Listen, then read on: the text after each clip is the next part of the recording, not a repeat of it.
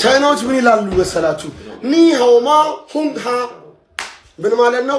ሶስተኛ ላይ ካለው 3 ነጥብ ነው የቀረን እንደማለት ነው። ካሪክ ምርጥ ቅያሪ አማዶታ ኢምቦይሞ ወደዚህ ወጥቶ ሴስኮን በጣም ቆንጆ በረኛችን አሪፍ ነበረ።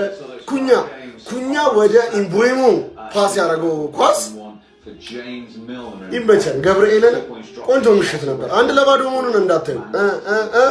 ኡቭን ይመቸን። ቻምፒዮንስ ሊግ መጣሁልሽ ሰላምዬ፣ አንቺን ማየት ከቻልኩ ብሏል። ይመቻችሁ። ወደ ቻምፒዮንስ ሊግ ጉዞ ደን ካሪክ እኛን ይዞ ደን ኦላን ይዞ ብለናል። አባቴ ከብዛት ጥራት ነው ከኳንቲቲ ኳሊቲ ምን ሆነሻል? ሎካልቲ ነኝ ዝም ብዬ የምራገጠው መርጬ ነው። አባቴ ምን ሆነሻል? እንግዲህ ፍሬህን ያሟሟ የቋጠርክ ወያላ ነጋቲ ቦላ ምንም ማድረግ አይቻልም። ድክ ባልጫ አሙቄ ኤቨርተንን ለሱርም እሷን ነው የምበላው። እንግዲህ አባቴ ጾም ያዣል። ምን ሆነሻል አባቴ? አይዞን እንግዲህ ወያላ አልተገናኘንም። እንግዲህ ናበለው ሽንፈት ያማረው ናበለው ሽንፈት ያማረው ይችላል ማንቼ ይችላል በለው ይችላል ማንቼ ይችላል በለው። ይኸውልህ 50 60 70 80 90 1 ሚሊዮን ሆነ ላመንስሌና 50 ሚሊዮን ሆነ ኩኛ ሌላ 50 ትሪሊዮን ሆነ ደግሞ ሴስኮ ሌላ ማለት ነው። ና ነው ማለት ናበለው ሽንፈትን ናበለው። ይኸውልህ ደም ያለው ክለብ ደም ያለው ሴስኮዬ ላመንስ ምን አይነት ግብ ጠባቂ ነህ? አንድሬ ኦናና በረኛ ይባላል ይሰጠዋል ሙሉ ስሙ። አረ እንደው ናበለው ሽንፈት ያማረው ናበለው። እኔ ማርያም ዛሬ ዩናይትድ በቃ እግዚአብሔርን በቃ እኔ እግዚአብሔር ሴስኮ ላመንስ ኩኛ ምን አይነት ሞራል ምን አይነት ስሜት ነው ያላቸው? ይሪያዩ በቃ ደሳል ትልቅ ተስፋ ይታየኝ። ጌታን እንችላለን። ሼር አድርጉ ለዩናይትድ ደጋፊ በሙሉ እንችላለን። መድኃኒዓለምን ቢስሚላህ የኔው ዩናይትድ የእናንተው ዩናይትድ ኤቨርተንን 1-0 አሸንፏል። ዩናይትድ ፋሚሊ ውጤቱ እንዴት እንደመጣ ጠይቁኝ። ብቻ እንኳን ደስ ያላችሁ። ቪዲዮ ኮፒ ሊንክ፣ ሪፖስት፣ ላይክ በማድረግ ጀምሩት። ፋሚሊ ሽንፈት ረስተናል። አሁን የዛሬው በእርግጥ በጣም ከብዷል ጨዋታው፣ ግን በራሳችን ጊዜ መግደል እንችል ነበር። ሰዎች የሊጉ መሪዎች ምናምን በለዋንጫ የሚጫወቱ ቡድኖች በሙሉ በምናምን ሊጉ ላይ ይፈተናሉ። እንደዚህ በታች ባሉ ቡድን ይፈተናሉ። ይሄ የሰው ወሬ እንዳሰሙ ሴስኮ የችግር ጊዜ ተጠሪ፣ የአደጋ ጊዜ ተጠሪ። ኧረ ቢስሚላ በጣም ፈርቼ ነበር። ምክንያቱም ይሄ በጣም በዛ ዓመት 3 ነጥብ ያጣንበት ውጤት ከሚያበሳጨኝ ኤቨርተን በኦልድ ትራፎርድ ያሸንፈን ነበርና ዛሬ በማሸነፋችን በጣም ነው ደስ ያለኝ። ምክንያቱም ያስፈልገን ነበር። በተለይ ቶፕ 4 ውስጥ ለመጨረስ ከፍ ማለት አለብን። እንደዚህ ነው በቃ ታች ያሉት ይሄ በሎ ብሎክ የሚጫወቱ ቡድኖች በጣም ይፈትኑታል። ማንቸስተር ነው በሁሉም አሰልጣኞች የታየ ነው። ሴስኮ ሰዎች ግን እውነት በተከታታይ እኮ ነው በተከታታይ ደግሞ ጎሉ ሲቆጠር ሁሉም አሁን በዚህ ክረምት የገዛናቸው 3ቱም ተጫዋቾች ተሳትፎ አድርገዋል። ኡስታዝና ኩኛ ማለት ነው ያልምጡ ምን የሆነ ስህተት ይስሩ ግን ይክሷሉ።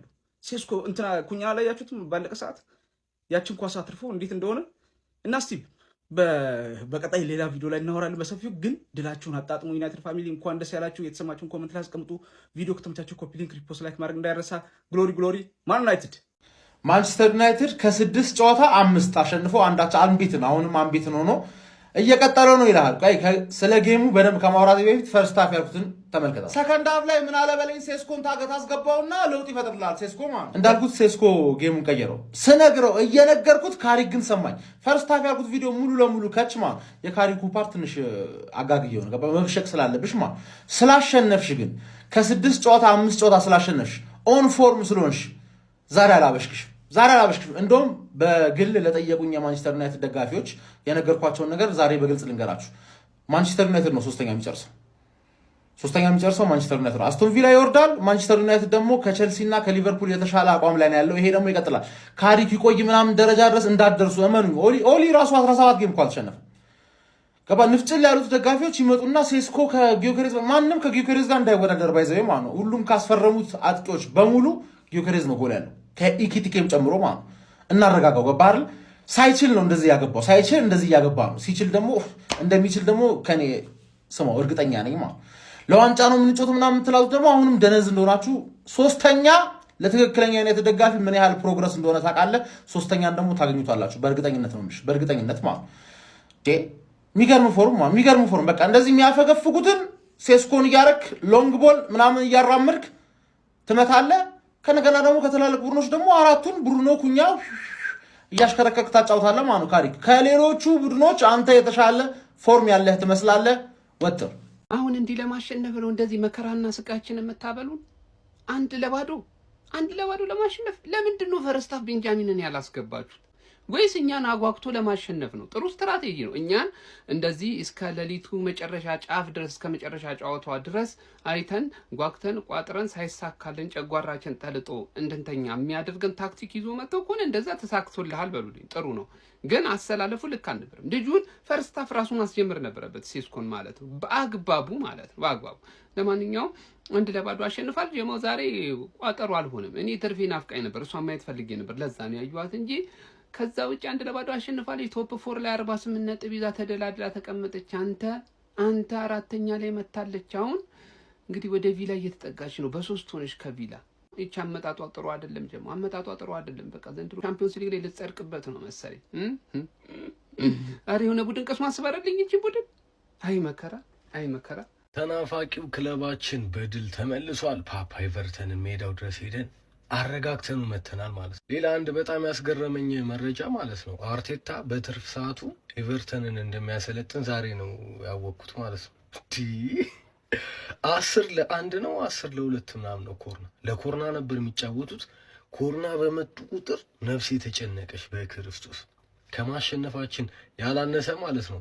እነዛ ኮርናዎች አለመግባታቸው በጣም ትልቅ ነገር ነው። ባለፉት አመታት እንግዲህ የምናውቀው ዩናይትድ የቆመ ኳስ ላይ እንደምታውቁት ነው። በቃ ዝም ብሎ የሚያፈስ ከበረኛው ጀምሮ እንዳለ ምንም አይነት የሆነ የተደራጀ ነገር የለም ሴት ፒስ ላይ ማለት ነው የምንከላከልበት መንገድ እና እነዛ ኮርናዎች አለመቆጠራቸው ሌላ 3 ነጥብ ነው ለኔ። እግዚአብሔር ግን እነሱ ለኮርና ነበር የሚጫወቱት እና አርቴታ በትርፍ ሰዓቱ እነሱ እንደሚያሰለጥን ሰምቻለሁ ማለት ነው። ሴስኮ በጣም የሚገርም ወርልድ ክላስ የሆነ ፊኒሽንግ ያሳየናል።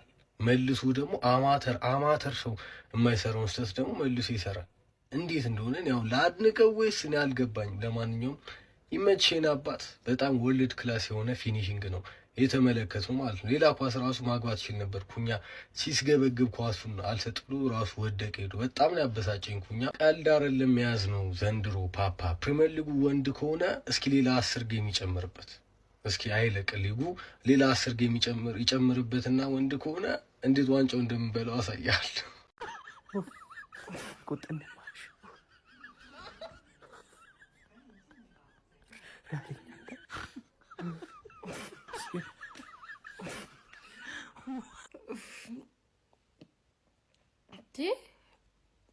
አያገባኝም። እኔ ረፍት ሳን የተኛሁት ሼሽኮም አልገባም ጎልም አላገባም።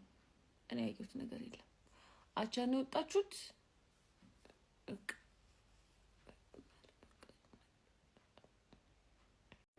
ዩናይትድ አሸነፈ እና በጣም የሚገርመውን ነገር ልንገራችሁ። ቢስሚላ የሃይላይቱ ብዛት ጨዋታውን ያላያችሁ ሰዎች ሃይላይት ነፍ ይወጣለታል።